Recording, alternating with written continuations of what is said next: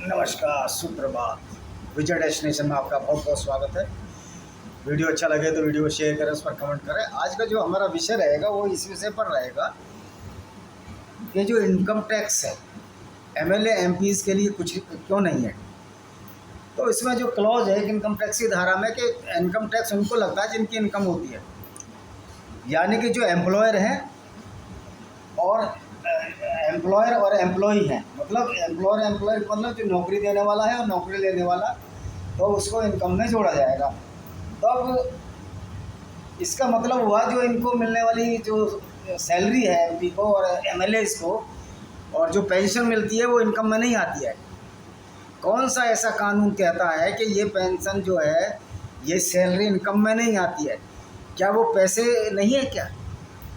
अगर इनको आप सब्सिडी दे दें, इनको खाना फ्री दे दें, इनको मकान फ्री दे दें, वो तो दे ही रहे हैं आप, तो आप इसी तरह इनको खाना और कपड़े भी बनवाएं, तब तो ये माना जाएगा कि इनकी इनकम जो है ये फ्री है। दूसरी बात ये है कि एक हर 5 साल में चुनाव होते हैं, करीब 6,000 के करीब एमएलए मान लीजिए आप। 30 स्टेट हैं तो 6,000 के करीब तो होंगे, क्योंकि बंगाल में काफ़ी हैं, यूपी 700 900 ये, हाँ, करीब जितने भी एमएलए हैं, ये टेक्निकल पॉइंट है। 6,000 नहीं होंगे, 4,000 होंगे, जो भी होंगे वो मैंने स्टडी करी नहीं है। और 542 ये एमपी हैं और राज्यसभा के शायद 220 एमपी हैं, तो कुल मिला के ये हज़ारों लोग हैं। और हर 5 साल में चुनाव होता। देश की आज़ादी को सन 50 से लागू हुआ था और कुछ बीच में मध्यावधि भी चुनाव हुए थे। तो आप लगा लीजिए कि करीब 75 साल हो गए हैं इस चीज़ को। 50-50 100 और कम से कम 70 साल तो हो गए चुनाव होते हुए। तो 70 साल में अगर 90% भी एमपी आ रहे हैं, तो अभी एमपी जो है एक्स एमपी और एक्स एमएलए एक्स एमएलसीज भी होते हैं, उनकी संख्या लाखों में होगी। और चेयरमैन है, प्रधान है, ये वो है, सबको इनको भत्ते दिए जाते हैं और भत्ते दिए भी जाने चाहिए। ये लोकतंत्र है, क्योंकि कई बार प्रधान भी गरीब होता है, कई बार कोई एमपी एमएलए भी गरीब होते हैं और उनको पेंशन दी जानी चाहिए। हम इसका बिल्कुल विरोध नहीं कर रहे, लेकिन ये जो क्लॉज है इनकम टैक्स का, इसको बदला भी जा सकता है। संसद शायद इसको बदल सकती है। ये इनकम टैक्स के दायरे में क्यों नहीं आ रहे हैं? इनको भी इनकम टैक्स के दायरे में आना चाहिए। दूसरा, एक एम्प्लॉई जिसकी पेंशन अटल बिहारी वाजपेयी जी ने ये कह के बंद कर दी, ये देश पर अतिरिक्त बोझ है। आप एक बात बताइए, अगर ये एम्प्लॉयज़ नहीं होंगे, ये ब्यूरोक्रेट सिविल सर्वेंट्स नहीं होंगे निचले स्तर से ए से डी तक, ये आवश्यकता है देश की और ये होंगे। अगर नहीं होंगे तो आपसे जीएसटी कौन वसूलेगा? सारा एग्जीक्यूशन तो यही करते हैं। आपका काम तो अनुत्पादक काम है, अनप्रोडक्टिव काम है आपका। सिर्फ पॉलिसियाँ भी आईएएस बनाते हैं, आप तो ये कहते हैं ये कर दो वो कर दो, और उनको एग्जीक्यूशन निचले लेवल तक चपरासी से लेकर ऊपर तक किया जाता है। इनको भत्ते मिले हमको कोई प्रॉब्लम नहीं है, इनको पेंशन भी मिले हमको कोई प्रॉब्लम नहीं है, लेकिन सरकार ने, अटल बिहारी वाजपेयी की सरकार ने 2003 या 4 के बाद जो पेंशन बंद करी है, वो किस बात की सजा है? दूसरा, एक व्यक्ति जो इतने 30-32 साल नौकरी करता है, वो हर साल इनकम टैक्स देता है, और जब उसको वो पैसा मिलता है, अगर उसको एक जगह वो फिक्स करा दे, मान लिया 80 लाख मिला या 1 करोड़ रुपये मिला, तो उसका जो ब्याज होता है वो इनकम टैक्स में क्यों आता है? ये डबल टैक्सेशन एम्प्लॉयज़ से क्यों? और ये मतलब एक बार हमने पूरी ज़िंदगी टैक्स दिया, अपना पेट काट काट के टैक्स दिया, एक तो इनकम टैक्स लिमिट इतनी कम है, टैक्स दिया और उस टैक्स पर ये डबल टैक्सेशन सरकार क्यों कर रही है? और पेंशन भी बंद कर दिया, जो ब्याज का पैसा मिलता है उस पर भी टैक्स लगाने की बात करती है। मजबूर होकर एम्प्लॉय को जगह जगह उस पैसे को बांटना पड़ता है जिससे कि टैक्स ना लगे। अगर हम किसी को गिफ्ट देते हैं तो उस पर भी टैक्स है। तो मेरा ये कहना है कि ये डबल पॉलिसी क्यों है? और सांसद और जब एमएलए तनख्वाह या सैलरीज बढ़ाते हैं तो ये अपने मन से अपने आप ही यार नो कर लेते हैं। आपने देखा भी होगा, हाथ उठा देते हैं और उनकी इनकम बढ़ जाती है। इनको भत्ते भी मिलते हैं, मिले, हमें कोई प्रॉब्लम नहीं है। और दूसरी बात है, इनका इलाज भी एक लिमिट ही नहीं है, जितना मर्जी इलाज करा लेते हैं। और अभी सेंट्रल वेयर हाउसिंग में जो रिटायर्ड कर्मचारी हैं उनको ओपीडी में 15,000 रुपये मिल रहे हैं। आप बताइए, 15,000 में अगर स्पेशलाइजेशन है दिल्ली में, तो 1,000 रुपये तो डॉक्टर ही ले लेता है, 500 रुपये ले लेता है। और गवर्नमेंट हॉस्पिटलों की कितनी बुरी हालत है, देखते हो कितनी भीड़ है।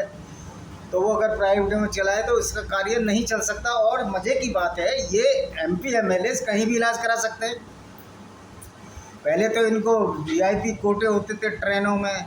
अरे जहाँ की पब्लिक खच पच जा रही है, स्लीपर्स में जा रही है और जो जर्नल डिब्बा में जा रही है, एक बार ये MP MLA यात्रा तो करके देखें कि वो किस तरह यात्रा कर रही है। तो आप जो है सरकारी एम्प्लॉय को कमज़ोर कर रहे हैं इकोनॉमिक रूप से। आपने शिक्षा को इतना महंगा बनवा दिया है कि वो एक जो अनपढ़ है वो बेचारा पढ़ नहीं सकता। और आपकी ये पॉलिसी है कि लोग पढ़ेंगे ही नहीं तो उनको जागरूकता नहीं आएगी, और जब जागरूकता ही नहीं आएगी तो वो इन कानूनों के खिलाफ कैसे खड़े होंगे। तो मेरा ये निवेदन है कि अगर इनकी ये सेलेक्ट लोग नहीं हैं, ये इलेक्ट लोग हैं, इनकी ये इनकम नहीं है, जब ये इनकम है ही नहीं तो इनको दी क्यों जा रही है।